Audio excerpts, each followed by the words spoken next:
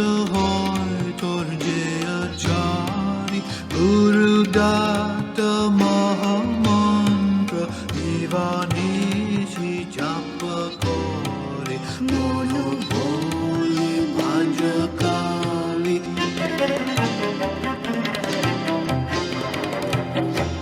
O playful mind, meditate on the mystery of Kali, using any method of worship you please, or simply breathe day and night her holy name as the living seed of transforming power planted by the teacher in your heart. As you wander through countryside or city, feel that you are moving through Mother Kali. All sounds that you hear are her natural mantras, repeating spontaneously as the entire world worships her.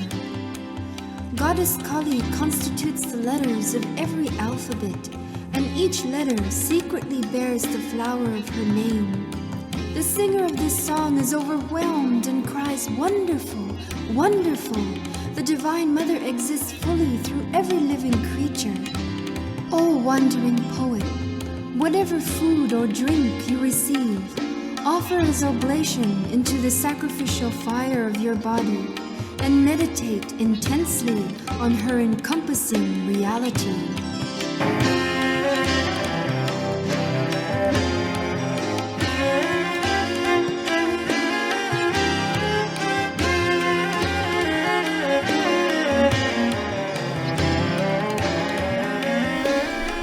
She, whom the seers remember and come to know as the imperishable Shakti, is the meaning in all the words of the scriptures and sutras and slokas. Without her, O fair one, all the tattvas would be as useful as clouds with no rain. She is the imperishable I consciousness, existing in the multitude of words, and the secret of all the mantras, whose very being is the essence of non-duality. Om peace, peace, peace.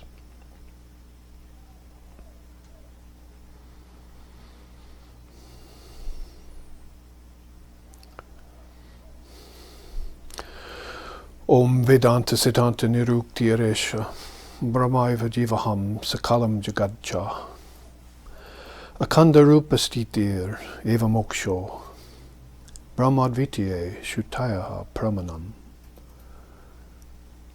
Om Shantihi Shantihi Shantihi. It is the apt and final conclusion of the Vedanta that all is Brahman. Time, space, living beings, and the world. Living in constant recognition of this fact is what is called enlightenment. Brahman is pure and perfect, and one without a second. And the revealed scriptures are the sure and certain proof of this fact. Om peace, peace, peace.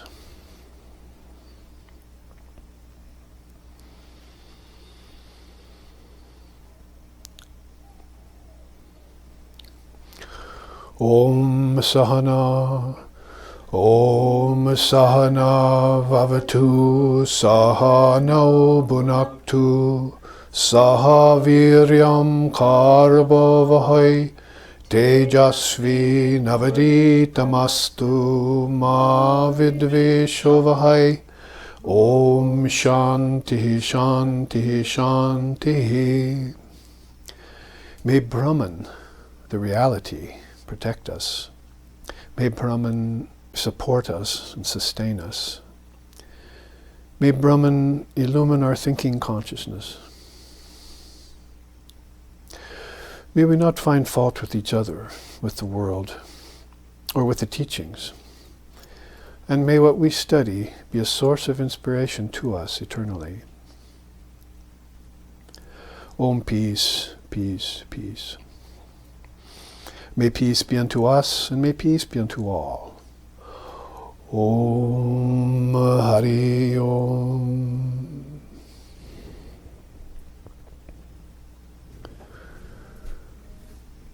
So humble salutations to all who have tuned in today to the SRV channel and who are interested in the Dharma, and specifically the selection of the Dharma this week called mantra, one of the very powerful elements in spiritual life.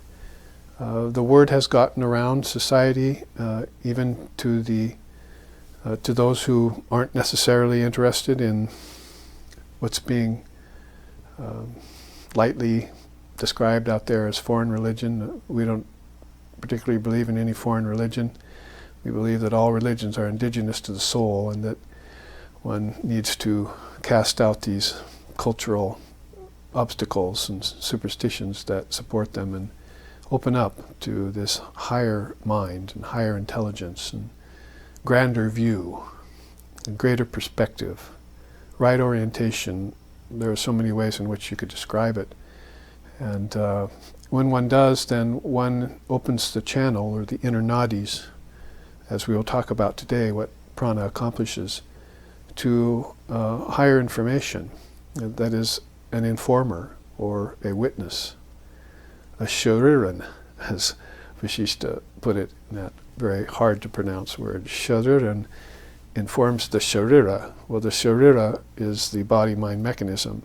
And so making that distinction to say that basically there is something that's not that open to spiritual suggestion, that is rather closed down, especially in the Kali Yuga, or in this day and age, that people are open only so much as to get their livelihood and to raise their families and to get better jobs and any kind of progress on the earthly level that they can manage. Sometimes, though, at the expense of losing this higher religion. Irreligion, of course, we found doesn't really cut it. That's why we want this wider perspective of universality that Sri Ramakrishna Paramahamsa was exemplifying, and which Swami Vivekananda brought over as a dharmic element of Mother India when he brought the Vedanta to us. I just chanted about that. Vedanta is superlative, it gives you this superlative view and teaches you that all is Brahman, and how to understand and hear that statement in the right way so that it can benefit you, your family, your livelihood, your job. Everything turns dharmic in your life, whereas last year, or before I found my teacher, or before I heard about Vedanta, or found Swami Vivekananda in my life, or found Buddha, or found Jesus for that matter, then things were not so balanced, and they were very erratic and restless, and there was a lot of suffering in the quotient. But finding these precious gems, which we would indicate by words such as dharma, or jnanam, or vijnanam, getting this higher knowledge that's beyond our secular education and the routes that runs in, may be good if we can operate them with integrity and so forth, good to a certain extent for our earthly life and our prospects there. But nothing so fulfilling as this higher knowledge. As Vivekananda has said before, lower knowledge will satisfy for a time, but higher knowledge, if you can get it, will satisfy for all time. So that's these beautiful statements he said to us in his very perfect English when he came here in the late 1800s. 1893, I think, was his first visit here at the Parliament of Religions. So how the Shariran informs the Sharira was a teaching that Lord Vashishta gave to Sri Ram, who was one of the earliest avatars on record in India, divine incarnation, that is.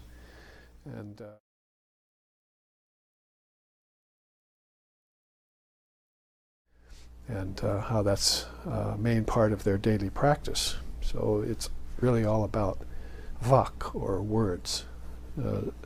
That's why sometimes we sing about the goddess who is in all the words. Vani Saraswati Vakdevi Bhagavati Parvati Mampahi Vinapani Hamsavahini Vedanta Rupini Palayamam Vani Saraswati Vakdevi Bhagavati Parvati Mampahi.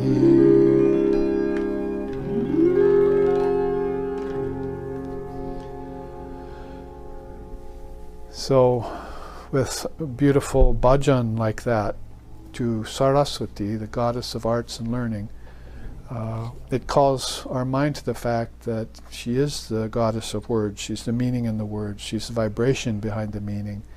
And that this goes and takes us very deeply inside of ourselves when we sit and quiet the mind and contemplate her, the mother of the worlds, divine mother of the universe. Shakti or Mahashakti or Mahamaya, those are words of power. And so she tends this great pool of potential called the word Om, and it will create and project and withdraw, and is constantly doing that all the time, the worlds of name and form and time and space, and the karmas that people accumulate or dissolve inside of that process. It's all this three-part process: creation, preservation, destruction, projection, sustenance and withdrawal, waking, dreaming, and deep sleep, Bhur Bhuva Swaha, individual, collective, and cosmic. Take the Sanskrit or the English or any language and see these triple subdivisions that are there, and you'll have more of a schooling in how everything is based on words, or if that's too simplistic for you, on vibration.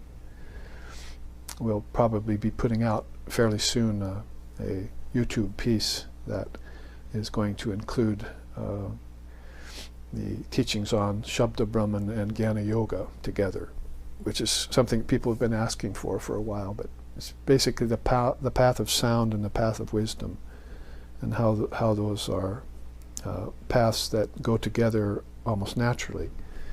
And there are some beings who, as it were, walk with one foot on one and one foot on the other, and go up and down those channels that we were just talking about, opening up space, inner space for other beings to move through.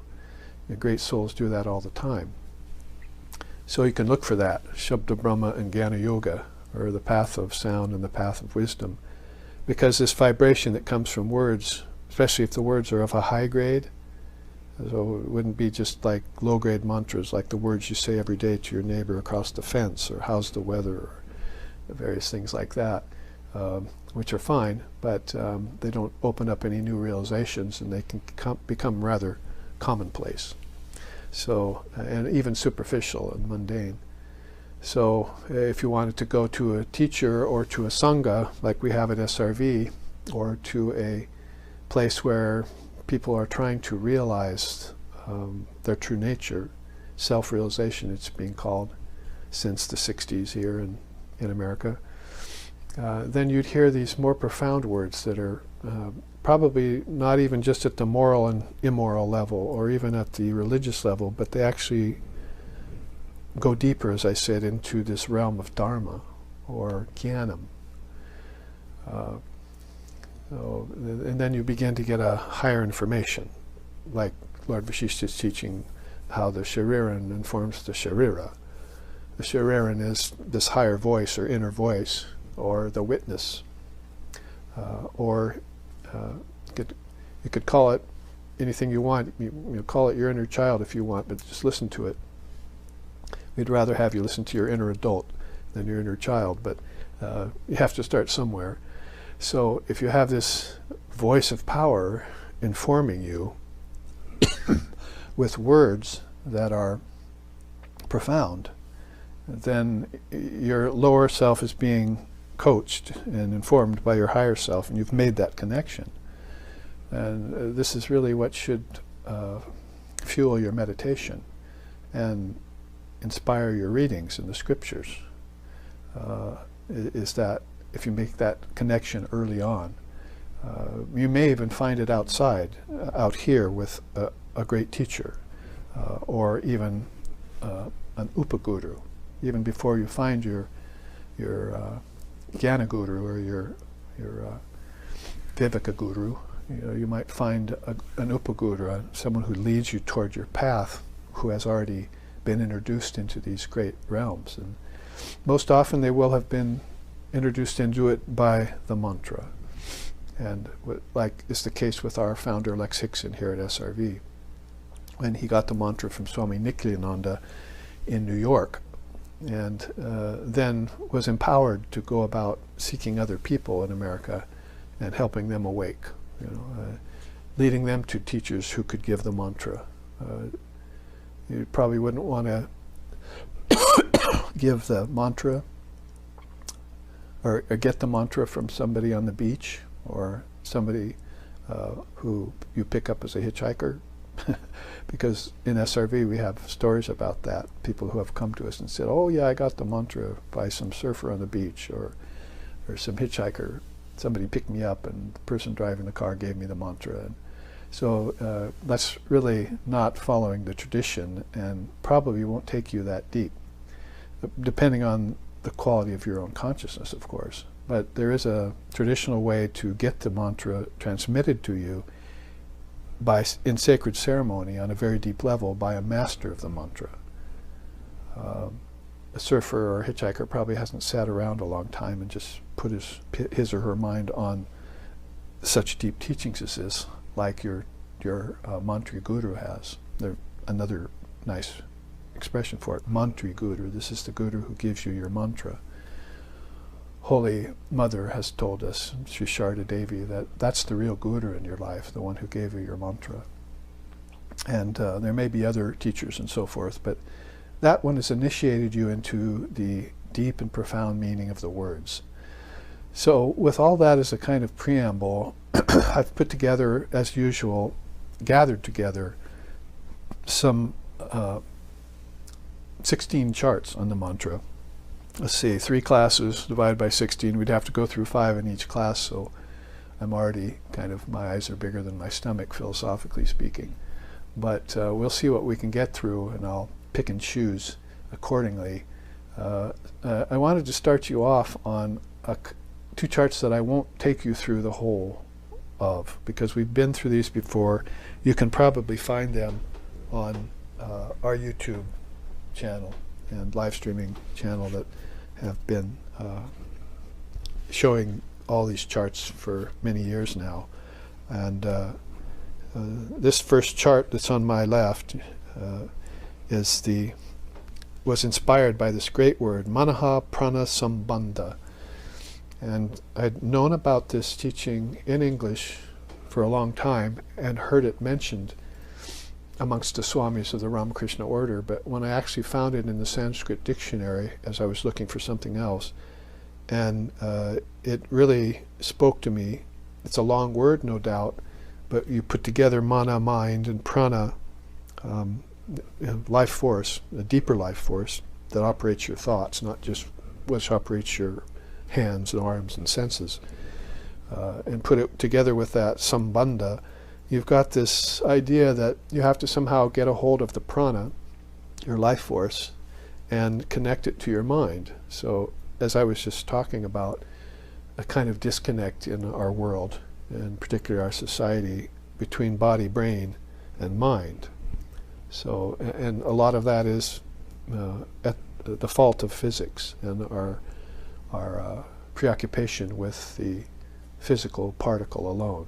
Atoms, molecules, and so forth, and how we've gotten preoccupied with that, which is a kind of vibration, which should have led us to the words, what the words atom and subatomic particle and quark and neutron and so forth, what those words actually mean when you put them in the hands of the Vakdevi, the Divine Mother of the Universe.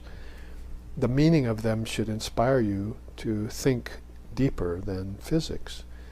They must have come out of something deeper. When they came out of the thoughts of your mind, So that means they were somewhere stored back inside of your subconscious mind. If you took that to mean Western psychology, then the subconscious mind is kind of unexplored and has a lot of problems in it. But besides the problems that are back in the mind, then you also have this entrance into higher and higher levels of thinking, out of which inventors and scientists and geniuses and so forth have actually drawn their inspiration. So it sort of means that they've drawn that from somewhere. Nothing does not exist, so that it didn't all of a sudden, since there's nothing new under the sun, it didn't just all of a sudden get created. It was never originated in the first place, or non-originated. It was always true and present, and you just didn't see it. It was covered over like clouds over a sun.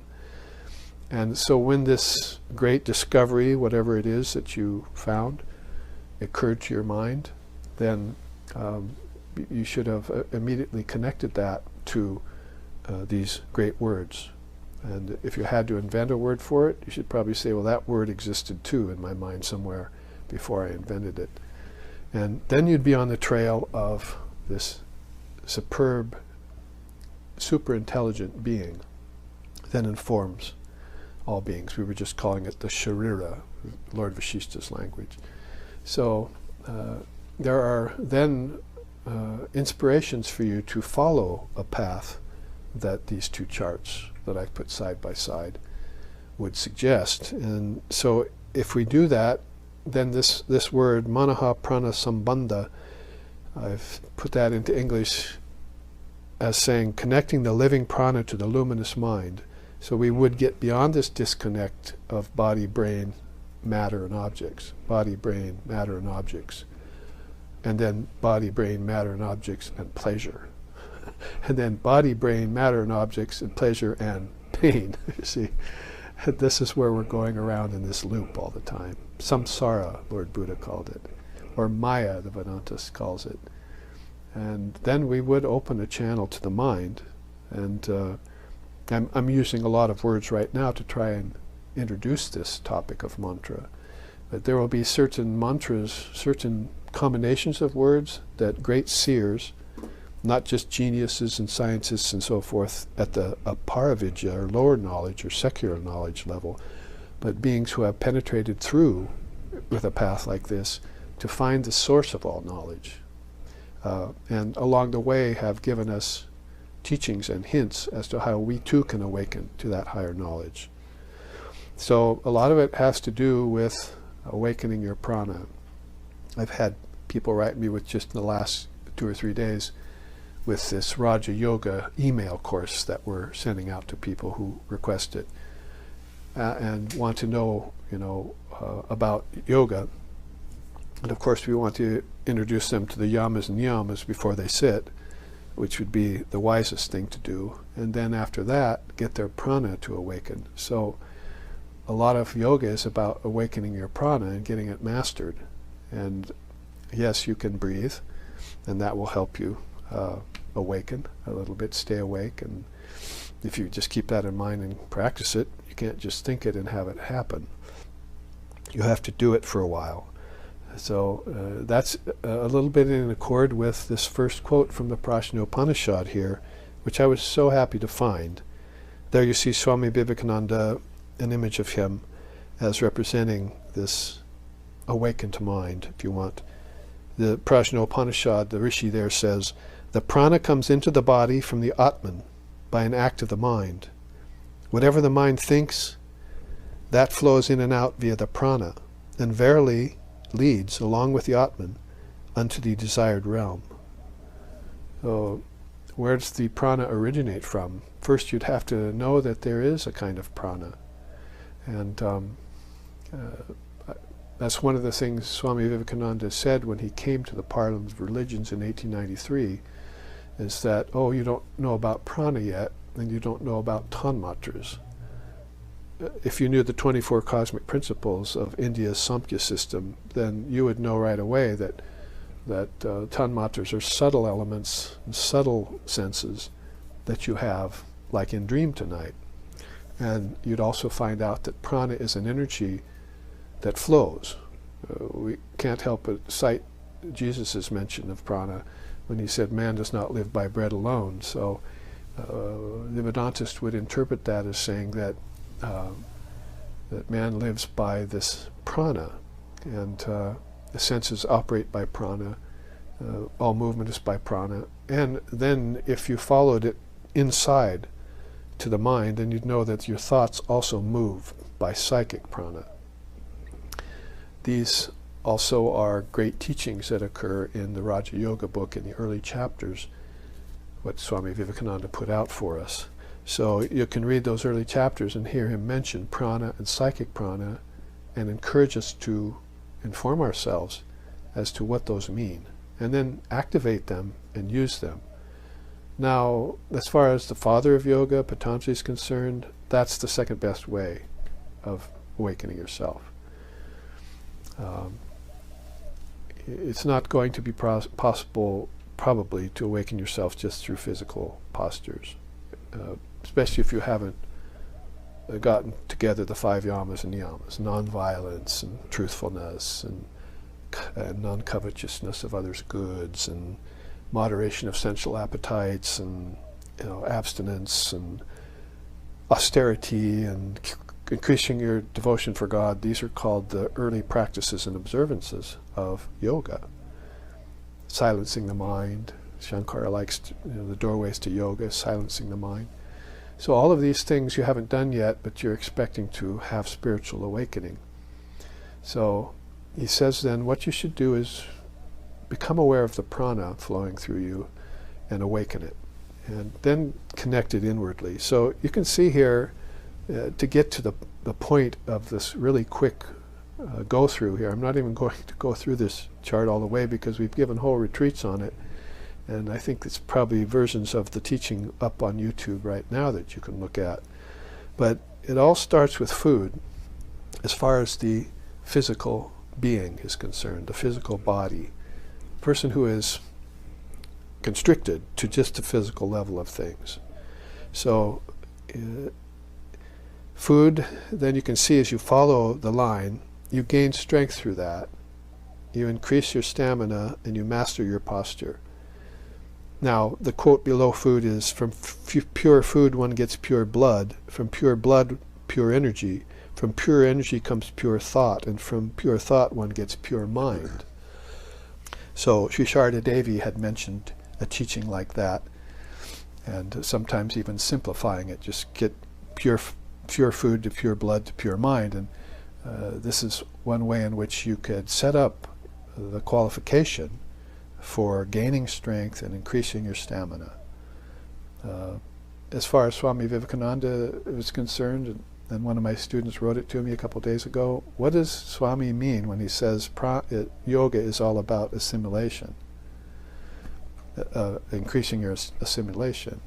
Does he mean prana? Does he mean kundalini shakti? And so this was the question that came to me, and I said, assimilation of knowledge, the mind staying small, restricted, without the psychic prana functioning consciously, centers in on a very, very tiny little level of its own knowledge, and a very, very basic and fundamental level of existence and living. So he wants, if you're practicing yoga, as I was just saying, Patanjali wants you to get a hold of your prana, your life force, so that you can live and you can stay awake and you can just be yourself, and there's not this impedance of ignorance and sleep and various things always attacking you. So in that way, you gain your prana. And one thing you could say about people becoming aware of their prana is that there is a gross prana that operates at the level of food, like excretion of waste, like breathing in and out. Those pranas have spikes in them. You see, prana is a kind of life force energy. So if you looked inside of it, if you could look inside of it like the scientist looks inside of an atom and sees things, you could see your prana had spikes in it, and irregularities. And so the yogi wants to take that at the gross level and even it out. See, so then his digestion's good, because people who don't have control of their eating habits with food, their digestion habits and their excretion habits, irregularity they call that, and so forth, that means their gross prana still has spikes in it. So they're going to have to do some sort of change of diet, and they're going to have to do some sort of breathing exercises and so forth that help them to even out their gross prana. So this gross prana can then expand and increase your stamina and gain your strength, as we were saying here. You're going to want to try and master your posture, so you can see how one is set up by the other. Master your posture so you can sit like this for longer periods of time without shifting, so you don't need to change postures. That can become a sort of asana vasana, we call it, the desire to shift to different postures. You just want to be able to sit like this silently in one posture and extend periods of time with that. Then the route inward here, as we're following it, because I'm leading to some point halfway, is to equalize, to purify the senses and equalize your breathing. Then you see the second destination there is food to prana. So you can see what happens between the taking of pure food and you're actually becoming aware of prana and what it is. And the next assignment there is purify your prana. So that's what I was just saying. You can't really go out and act properly and depend upon your actions having desired results that are good and balanced. Because some of your actions, if you're doing them with this gross prana, will turn sour on you. So you're saying, well, I just made a mistake, or I goofed, or, you know, but that's not a really very complete explanation of what happened. Your prana betrayed you, and you did an act that was unthought, and it started with the psychic prana in your mind, because you haven't reached that by purifying your gross prana. So you can see how yoga is set up in a way that there are a lot of teachings, but there are what the teachings suggest as well. And you could probably go to a teacher and then ask them questions about why this isn't working for you or is working for you, and gain clarification about that. So that's a real important turn there that you make from food to prana, to then make sure you purify the prana that's becoming available to you. Purify the gross prana is probably rather obvious from what I just said, that you're going to have to do things with the gross prana to change the way you act and think and eat. And then eventually, when you have that under control, you'll know that because you have more strength. Your strength is increased, and without breaks, you can sit without your body bothering you, and your senses don't run away from you and get attracted to things that they shouldn't, the five senses. And your breathing starts to become equal. So that's that first line turning towards, oh, I finally now have come upon my prana at a subtler level. And there's a prana that's flowing in the body, and then maybe this prana at a subtle level is more what operates your senses, how I see things, how I hear things. So maybe you'll all of a sudden find out that your ears are attuned to a higher pitch of understanding. And it's beginning to connect back into your mind and your intellect. So these are some of the dynamics of practicing yoga that don't actually get said in the sutras, and that people go through, and that they classes like this can help you outline as signposts for becoming a yogi or a yogini, a return to balance. Yoga just means union and balance. So these are helping you get back into balance if you've fallen out of it as an individual or a society in any given age. You go back on these teachings. So I said I was heading somewhere, and I didn't want to give a long explanation of this chart, but if you follow down the track, then purify the prana, control it, raise it, and then frequent holy company, select a guru, and secure a mantra. So there we are. We've gotten to a mantra. And at that point you see the next of the 4 posts there that are on this chart, psychic prana. You become control of your mind. Before you what? Controlled your body, your food habits, and then you controlled your senses. Then you found out that you had a subtle energy called prana, and you wanted to what? Purify it, control it, and raise it. Somebody asked me that question in the email just a couple days ago. What does that mean, raising the prana? Is that like raising the kundalini? And I said, you can hardly separate the two at some point. Through the prana you'll get to Shakti, the real power here, because prana is insentient and Shakti is sentient. So if you've mistaken prana for being a sentient force and you're tuning in on that as being the goal, then you fall from yoga. Like upper limbs of yoga, like withdrawing your mind from senses inwardly and outwardly, and concentrating and meditating. If you still consider the prana to be a sentient force or the goal of things, then that's how people fall out. They haven't reached psychic prana yet and done what's necessary with the mantra to awaken to it. It has some spikes in it too. What would be some of the spikes in psychic prana? I could list 8 of them right now. They're called the occult powers. And there are still teachers out there who are saying you should seek the occult powers. But I can cite in the Gita, Sri Krishna is saying that if you have even one of the occult powers, you will never get enlightenment. He tells this to Arjuna on the battlefield. If you have even one of those 8 powers, those spikes in the psychic prana, you will not get enlightenment. So are we going to disagree with Sri Krishna and agree with these teachers who say, oh, go ahead, get domination over others. Go ahead, walk on water. Go ahead, do this and that, which are just tricks of prana. Who said that? Sri Ramakrishna Paramahamsa in the Gospel. They're just the tricks of prana. And you want to not get attracted to them, Swami Vivekananda said, and rather you should get attracted to the Dharma Mega Samadhi. That happens when psychic prana grants you, after you control it, your own self. You see how the going gets good from there. You can worship, you can contemplate scripture correctly, you can surrender the self to a higher power, and do all work as worship, leading to Shakti power.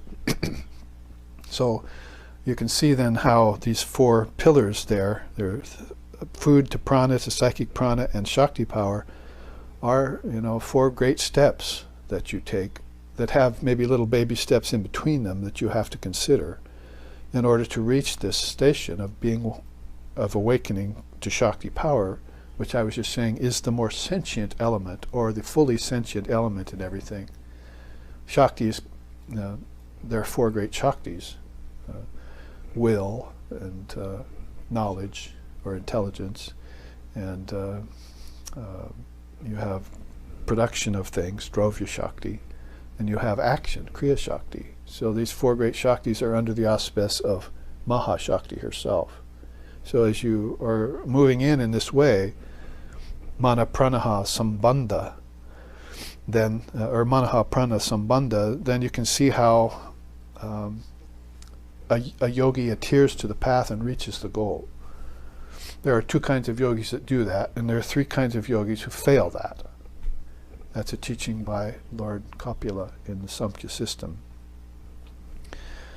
mentioned by Patanjali and Shankara, thousands of years after he brought it up. So I won't go any further into this, maybe just to say that there you see the luminous mind that it gets to when you can actually meditate at the 7th limb of yoga.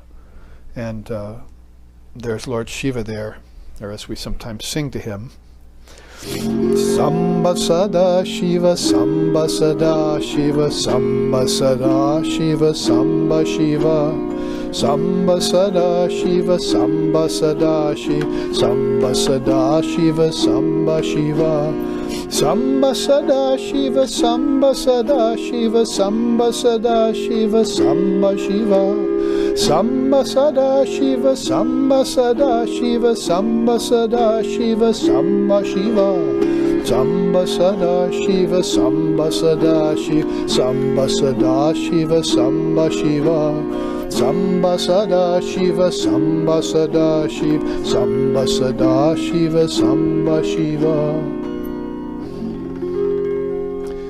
And there are some 40 verses to that go on. Rama Krishna Priya Chagishvarahara Mangalakaraka Bodha Shiva.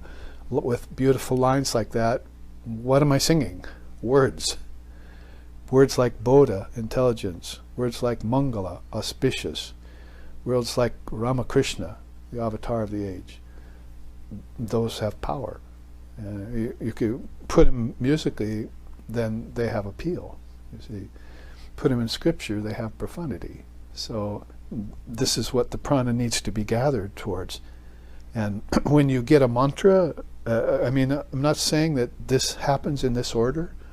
This is how great beings like Patanjali and others have traditionally put it, that they've seen it happening to their students. But teachers nowadays, our authentic teachers nowadays, are seeing that these things come in a different order to people because their karmas are so varied. Their upbringing is so different than before. In this country, rather than in a country that taught Dharma from the beginning, their karmas are different, their samskars are different, their desires are different. The ones that they've satisfied and the ones that they're trying to satisfy are all varied. So it might be that you would get a mantra early on, hopefully not from a surfer or hitchhiker. That wouldn't be a very good start, but who knows. But you could be led by a friend to a teacher, like would happen to a lot of us, and then find that teacher had a store of mantras there and knew the one that applied to you. He would give it to you, or she would give it to you, as Holy Mother did to my teacher, Swami Sheshanandaji Maharaj, peace and bliss be upon him. And then you'd use that mantra all his life. For 90 years he lived in this world, and for all the years of his practice, a good 50 of those years or more, he said, when I left India, Holy Mother passed away. I lost contact with her, but I regained contact with her using my mantra she gave me. So that means she had passed, but he got in contact with her in her subtle body and could have communion with her. She spoke to him. That was his sharira, see, his shariran. And he was the sharira, as it were, getting informed by this higher power, or this voice. So beautiful songs like that, anyway, point us to the great mind represented here by Lord Shiva. So since we say we're putting these side by side, let's depart from this chart, as sweet as it would be to go on, and but I said we've used it for entire retreats because it has so many elements in it. Let's see about this chart on my right, which is a teaching from Vasishta, who gave us that teaching of how the shariran informs the sharira, how there's this higher power, deeper voice that can inform you if you'll open up to it. And mantra will help you open those gates that were closed before, so you couldn't hear that inner voice. It's one of the best practices of all. Probably should say here that it's not the goal. This Holy Mother was careful, even though she was called Japaharini by those around her, perfect in the art of mantra.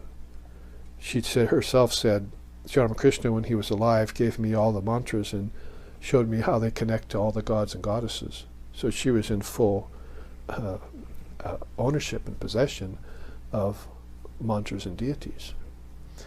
And so those hundreds and thousands of people who came to her in India were able to get, like my teacher, were able to get the mantra that fitted them. But of course she was very keen on giving the mantra of the new Maha Mantra of the age, Sri Ramakrishna's mantra. So But if you want to go back to an earlier age, you can see Lord Shiva, whom we just sang about, right there, in watching this woman ascend, as it were. Although this is a physical representation, it's a story from Shikidvaja in Yoga Vashishta. It's about this king who had this queen who got enlightened before he did, and all the things that happened to him accordingly. You can read that with our SRV version of Yoga Vashishta if you want to get a copy and read all the beautiful stories that have been translated in English. But the whole thing comes out of this quote that Sri Ram says up here: how does one make oneself fit for attainment of higher powers?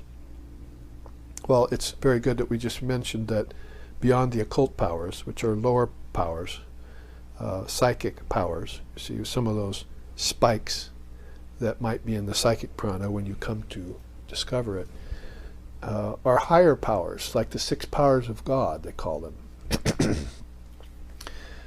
I even chanted a little bit that today when I started out, the Vedanta Siddhanta Nirukti Resha. Enlightenment is being aware of the fact that Brahman is in everything, living beings, worlds. Those are some of the powers of God. Intelligence is a power of God. Living beings, you are a power of God. See, time and space are powers of God. And Shiva, of course, is named Kala because he is the master of time. And there's a little known goddess who's coming on the scene nowadays called Kali, who's the mistress of time, you see. So we have to know that these are powers coming from this inner source, a storehouse of immense power that lies back in your deep sleep state and in samadhi or nirvana beyond you. You want to become informed by that. See, kind of one of the themes that's coming out today. So Lord Vashishta answers Sri Ram and says, well, here's how you, just like in this chart, well, here's how you make yourself fit. Now we saw how it was done here in this more recent, with the Manaha Prana Sambandha way. You start with food and you proceed, gain strength, you awaken your prana and so forth. You get a guru and the guru will give you the mantra. That's traditionally how it's done. And you can follow that traditional way even nowadays. If you go to those Dharma teachers who can lead you, and maybe even to mantri gurus who can give you the mantra.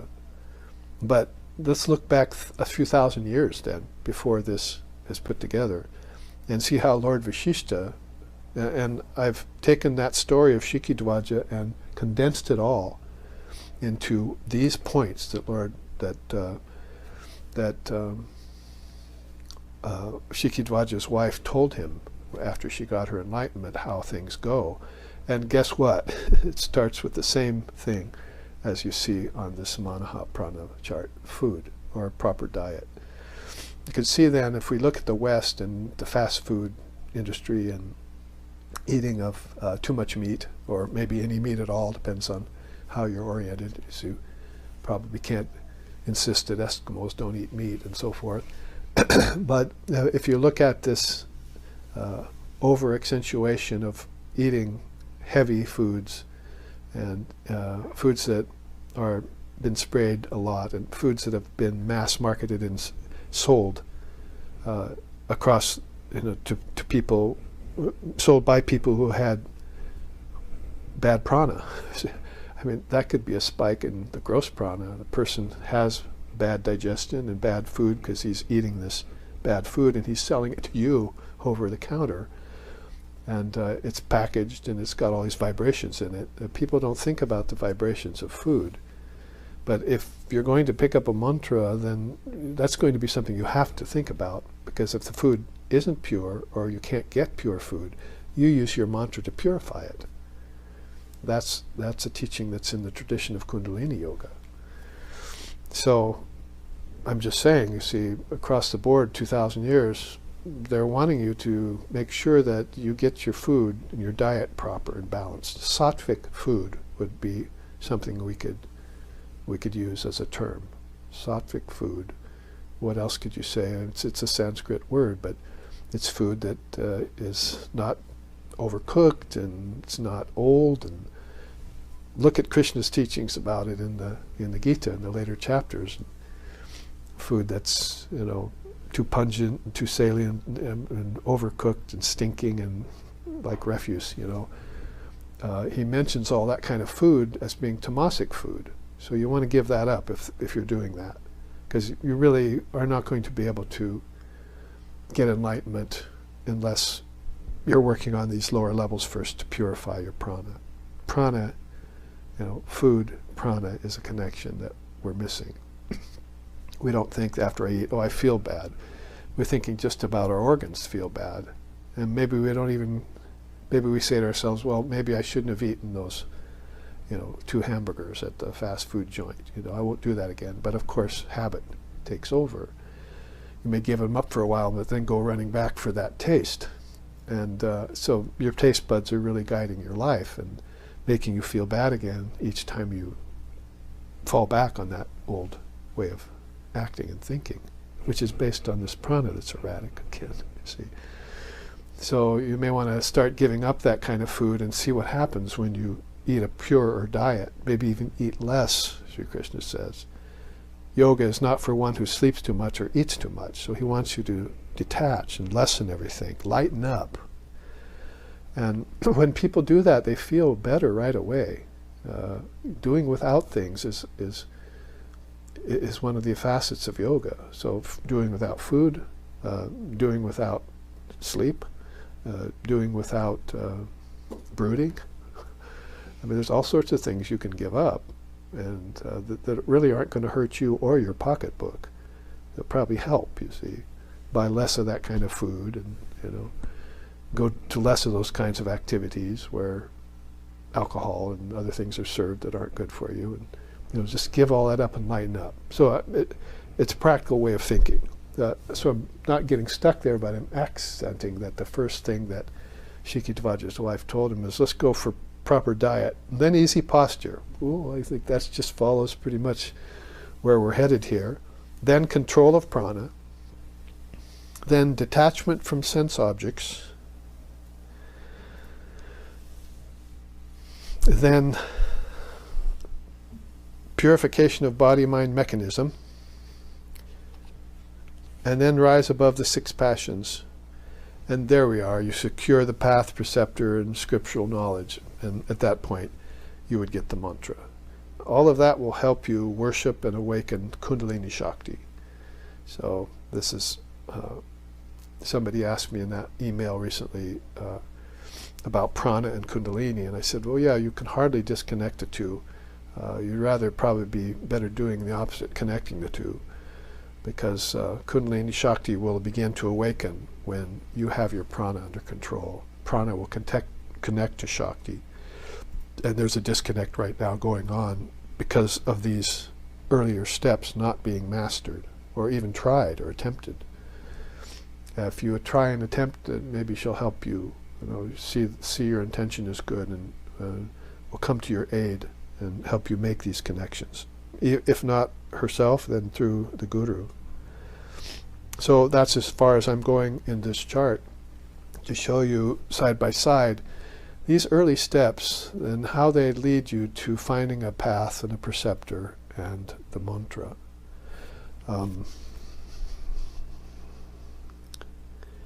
So a lower quote here, see, Lord Vashishta says, if the Kundalini is brought up and arrested in the heart, eternal life ensues. So that's how important it is to get to that station where you've satisfied enough of the requisites to where you can find out for yourself if God exists or not, if you want to put it that way, or what God is. You might think earlier on, it's the prana, like I said, but then you find out that prana waxes and wanes and that it needed purification. Well, God doesn't need purification. Yourself doesn't need purification. It's your body-mind mechanism in your lower mind that needs this purification.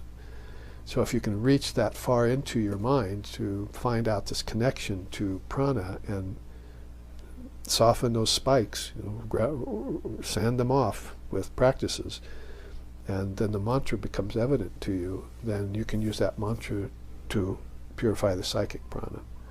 just spending time with the mantra alone, these powerful words that have been chanted for thousands of years by thousands of luminaries, that will be enough. But you have to get there to receive it from an authentic source and satisfy the requisites for it and then use it. You can't just recite it like a parrot, like the story that's in the Gospel of Ramakrishna. The parrot recited the mantra because he heard the householders say it, or the guru came through and said it. So he repeats it many times, thousands of times, till the householders don't like their mantra anymore, you see. But when the cat gets the parrot at the end, it doesn't get enlightenment, you see. It gives up its mantra in fear of death, and just a big squawk comes out, you see. So it didn't take the mantra in, even though it recited it thousands of times. So Sri Ramakrishna gives that important teaching about knowing the meaning of the mantra and having qualified yourself for its use. You can't just see a car and get in it without any instruction and not make a mess of the situation. So the mantra is like a vehicle like that. It has certain rules you follow. It has certain things that activate it. See, and your teacher knows those buttons to push, those gears to shift, and the order in which to do things. And so you get informed again by a higher power, even right here on earth. So that's how Guru and Preceptor and Scriptures all come together in a great teachers like Yoga Vasishta's mind, and how he will say it to the young teenage Ram, and Ram will then get the mantra from him and use it and pass it on to others. Sometimes we sing about that in powerful ways.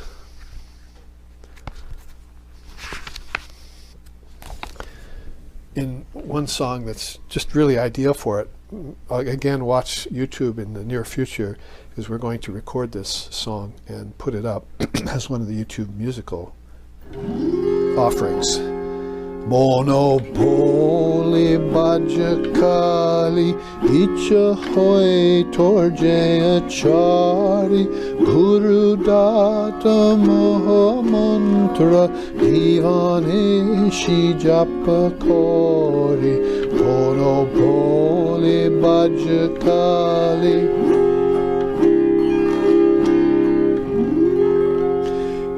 O playful mind, meditate on the mystery of Kali, using any method you worship you wish, or sincerely simply breathe day and night her mantra, her holy name, as the living seed of transforming power planted by the Guru in your heart.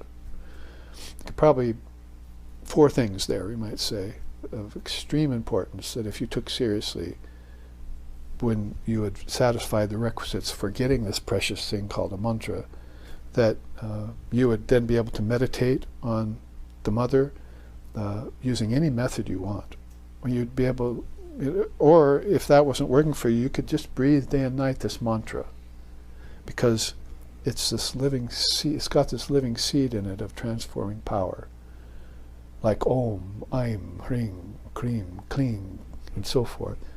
It's got these powerful words in it that are ages old, really eternal, and have been muttered and repeated thousands and thousands and thousands of times over thousands of years by these luminaries who use it as the rudder of their boat. You see, anyone that comes into the worlds of name and form and takes on a body and nature is at risk of forgetting the self, which is beyond worlds, beyond time, beyond space, beyond nature. And so they use this mantra to constantly remember themselves, and as Jesus said, get the rest behind me. You see, the devilish things, get them behind me and let me focus on that one reality.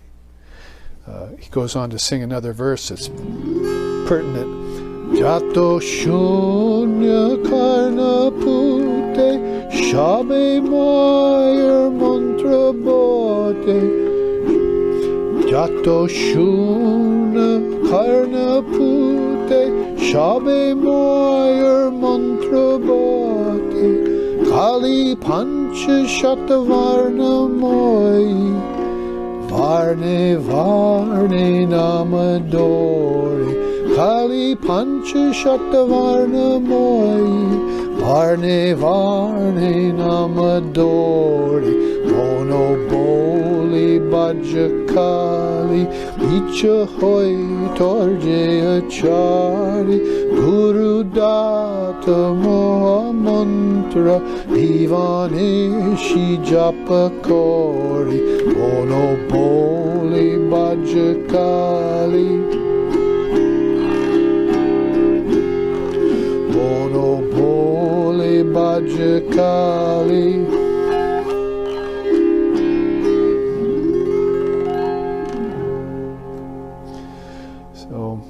Ram Prasad Sen of Bengal composed this beautiful song that's not just musically sweet, and it's got that kind of mystical turn to it. The raga that's being used here to sing it, which is so much a part of the wisdom path, which raga is like a god, you see. So you just don't sit down and play a piece of music and put your name on it and, get in front of an audience and have them cheer you or not, depending on if you play it right or not. You worship the raga that the song was composed in because that's a god.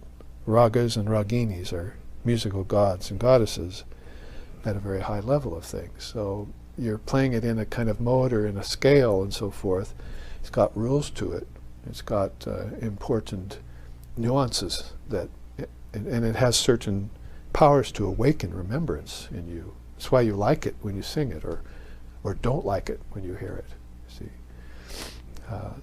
but it also comes with definitions like this: all sounds that you hear are her natural mantras.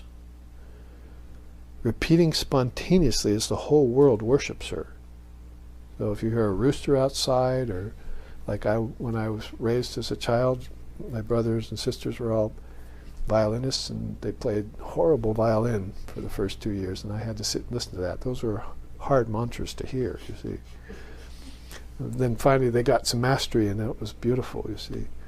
So whatever the sound is out there, I mean, you've heard about this through the shamans and through the avatut and so forth.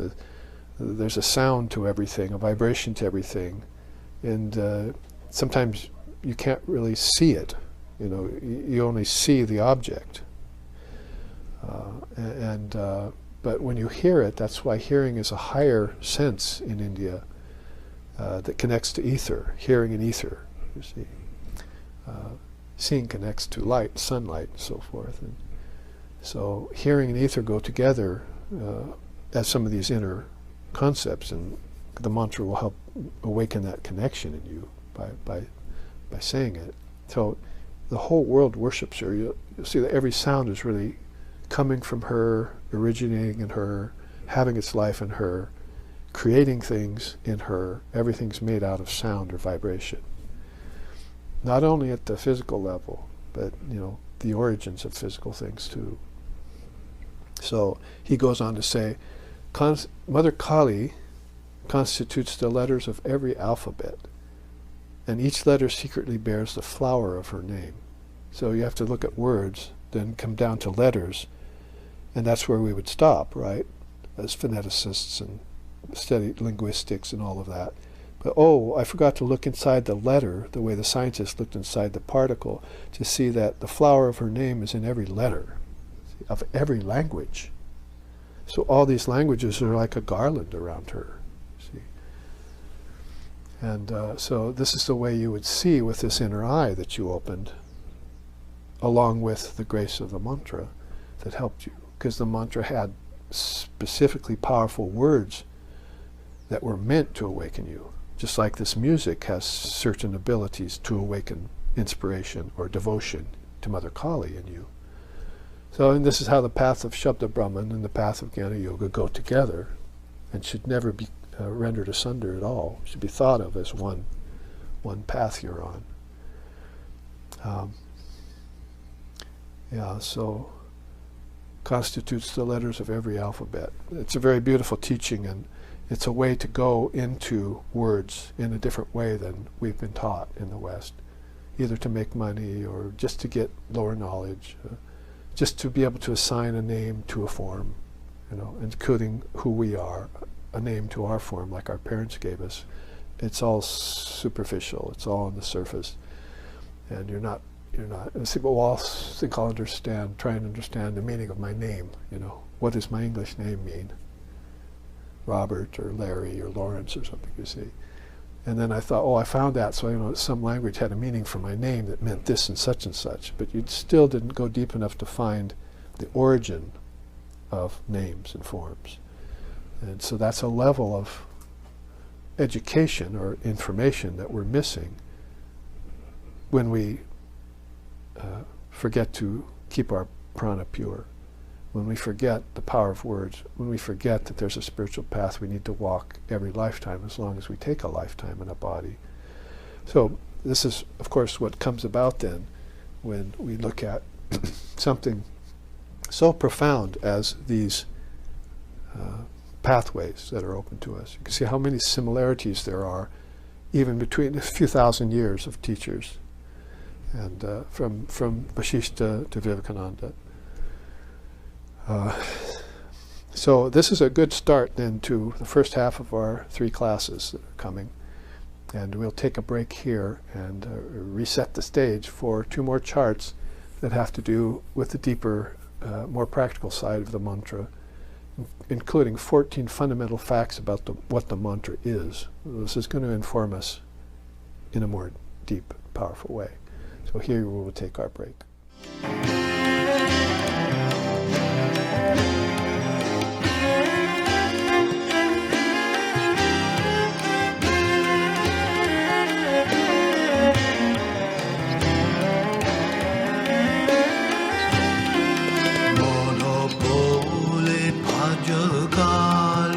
Icha hoy torjaya chari Guru Data Mahamantra Ihanishi Chapakoi Monopoli Bhajakari Icha hoy torjaya chari Guru Data Mahamantra